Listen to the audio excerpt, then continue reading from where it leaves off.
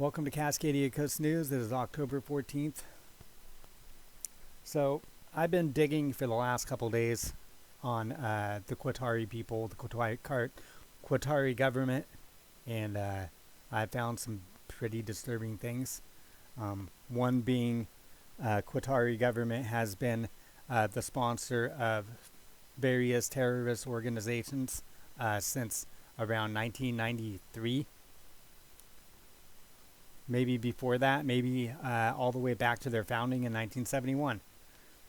Anyways, this is very important because as of right now, there is an agreement between Qatar and the United States under Peace Hegseth and Donald Trump to build a Air Force military facility, the Qatar Air Force military facility at Mountain Home Air Force Base in Idaho. And this is not good, man. This can't be good. You cannot have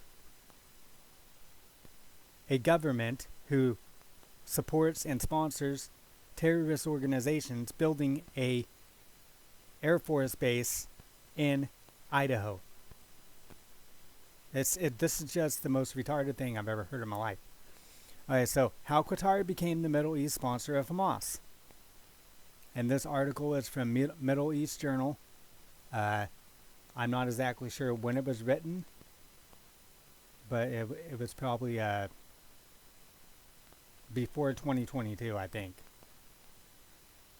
So it reads, a Muslim country founded in 1971, Qatar is a monarchy ruled by Emir Sheikh Tamim bin Hamad Al Thani, who ascended to the throne in 2013 after his father abdicated his position. Qatar drew attention from around the world when it became an economic success through the discovery of natural gas fields. Obviously, the United States took an interest in it because of this, because they always have to have their hands in the cookie jar, figure of speech, and why it matters. Qatar has a critical relationship with the United States. Qatar finances terrorism around the world. Qatar is also the deal broker in the Middle East, so they also act as a mediator between Hamas and other terrorist organizations in Israel and us.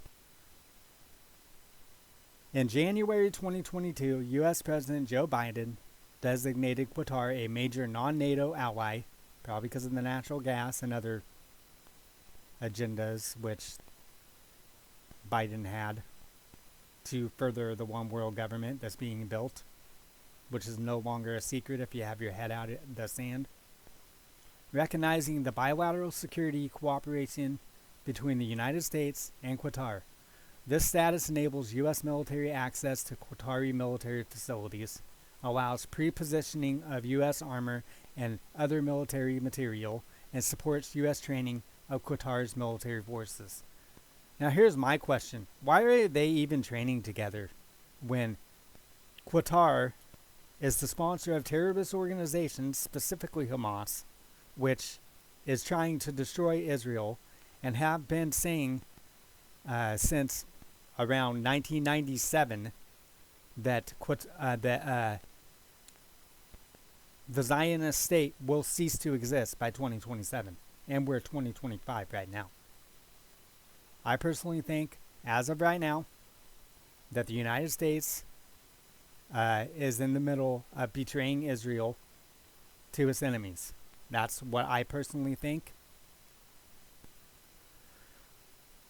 So, in his first term in White House, President Donald Trump initially sided with Saudi Arabia and other Arab nations when they cut ties with Qatar over his alleged support to jihadists. However, Trump also praised Qatari leadership for becoming a big advocating of combating terrorist financing, even though they were the terrorist financiers. Does that even make any damn sense? Qatar has pumped an estimated $1.8 billion into Hamas-run Gaza since the takeover of the Gaza Strip. Qatar pledged $360 million of annual support to Gaza in January 2021. In part to subsidize government salaries. About a third of Qatari support is in the form of fuel that Hamas authorities sell for cash. Hamas benefits greatly from the Qatari government. The things that the Qatari government gives Hamas, they have used for weapons to attack Israel.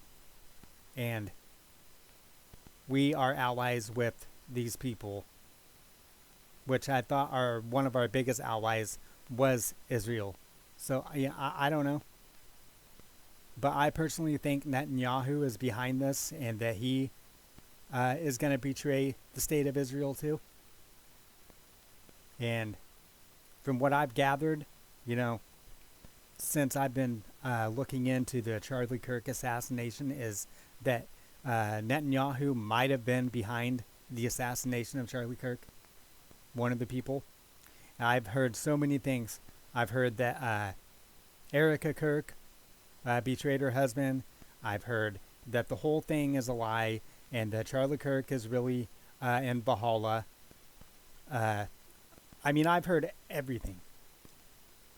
One of my questions I have about the whole Charlie Kirk assassination is the people who were tended to Charlie when he was first shot, why didn't they have blood on their clothes and on their hands if they were indeed trying to save Charlie's life? That's just a question I have. It doesn't make any sense because if you know anything about people being shot, the victim, especially in the carotid artery, which is a major artery in the neck, it's going to squirt out blood with every beat of your heart. It's just going to go every beat, just squirting out blood. And a gunshot wound, the first thing you're going to want to do is you're going to want to stop that bleeding. So you're going to want to pack the wound. But they didn't do any of this. So that's just, things that I noticed. I personally haven't done a video on the assassination of Charlie Kirk yet. Mainly because there are so many people dissecting the assassination that is unreal. So I personally don't really know what to think about his assassination at this point, besides the fact that he was set up. But this video is not a Charlie Kirk video, so I'm going to move on. Okay, so for many years, the Qatari government had been sending millions of dollars a month into the Gaza Strip under the leadership of Israeli Prime Minister Benjamin Netanyahu. Prime Minister Netanyahu gambled that a strong Hamas would keep the peace and reduce pressure for a Palestinian state. How is that even? Are these people even really thinking straight? Give me a break. A strong Hamas is going to be bad for Israel. According to accounts denied by Netanyahu's office, former Israeli intelligence agency Shin Bet Chief Nadav Argaman, the IDF, told Netanyahu in 2019 and 2020 that terror chief Mohammed Deif, I don't know exactly know how you pronounce that, was seizing millions from monthly payments. Qatar maintains a relationship with terrorists, demonstrated by a persuasive legal jurisdiction that allows terror financiers to operate in the state and to close connections and the close connections Qatar has historically held with such illicit channel funneling. So they're funneling all this money to terrorist organizations. Aside from financing Hamas, Qatar's led support of regional terrorist networks such as the Muslim Brotherhood, which if you do a little bit of research into Obama's past, he has quite strong ties to the Muslim Brotherhood, has long been problematic.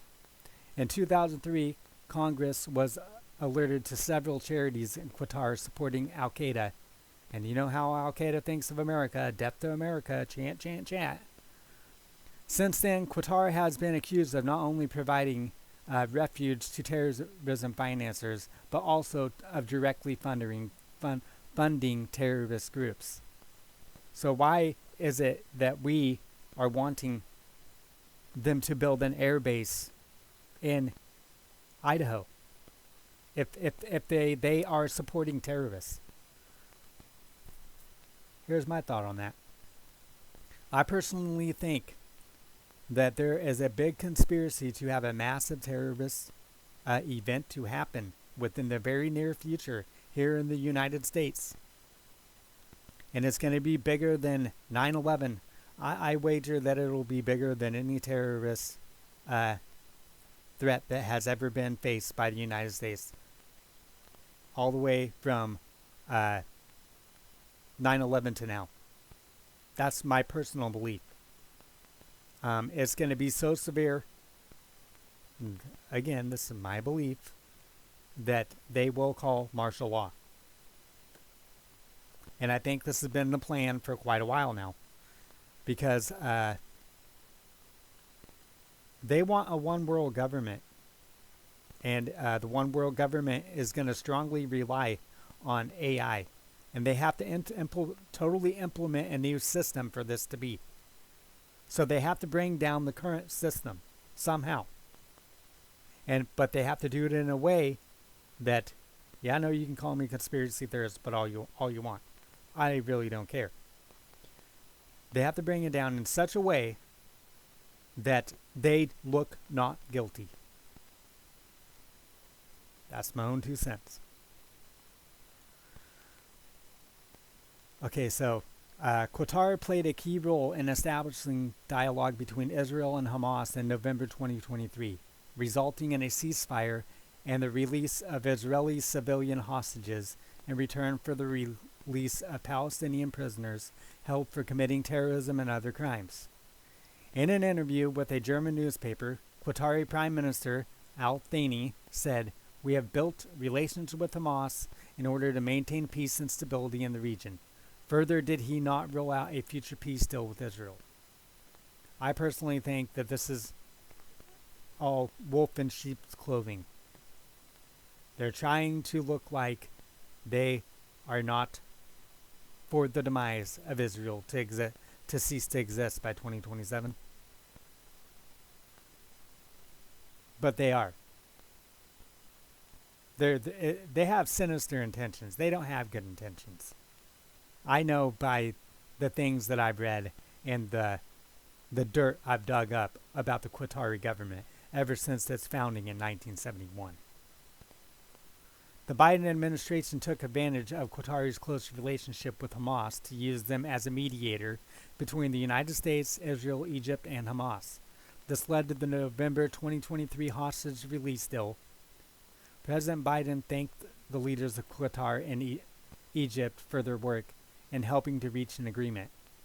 In the interim period of the Biden administration's final months in office and the Trump administration's preparations to take office, both teams worked together along with Qatar to secure a hostage deal and a ceasefire between Israel and Hamas, which you know how that ended up. In an interview with Tucker Carlson, President Trump's special envoy to the Middle East, Steve Witkoff, praised Qatar after a second ceasefire agreement was negotiated by Qatar on behalf of Hamas. Witkoff said, "Qatar wants regional stability and a peace treaty with America. Doha is already a major non-NATO ally of the U.S. and it has moderated its positions." Witkoff said that the head of the U.S. Central Command has described Qataris as special. Yeah, special in bringing down the American system. I'm just going to flat out say it. This is a very bad idea to build an air base with people who funnel money to terrorist organizations. And we already know that the Biden administration let millions of terrorists into this country when he was in office. I mean, this is like the frog in the water. Keep turning the heat up until it boils itself, and that's what they did to the American people. But this ends part one of this Qatari dirt being exposed. I got several more parts coming on this, so stay tuned for that. And if you like my videos, please subscribe to my channel and hit that thumbs up. I'm trying to build a news channel because people need to have a good news source. And I know there are others on YouTube, but I am a person who has nothing to gain from doing this. And I have everything to lose. So every word that comes out of my mouth is going to be the truth. So y'all have a good day, and Cascadia Coast News signing out.